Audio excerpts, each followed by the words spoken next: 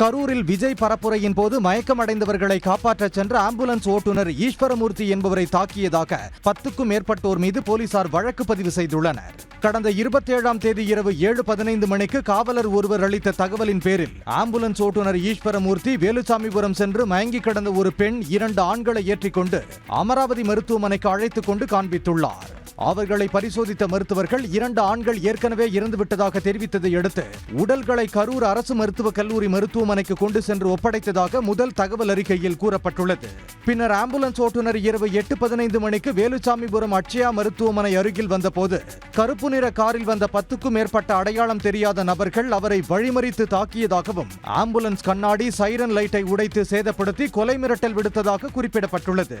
இச்சம்பவம் தொடர்பாக கலவரத்தில் ஈடுபடுதல், கடுமையான காயம் ஏற்படுத்துதல் உள்ளிட்ட 6 பிரிவுகளின் கீழ் 10க்கும் மேற்பட்டோர் மீது போலீசார் வழக்கு பதிவு செய்து விசாரணை மேற்கொண்டு வருகின்றனர்.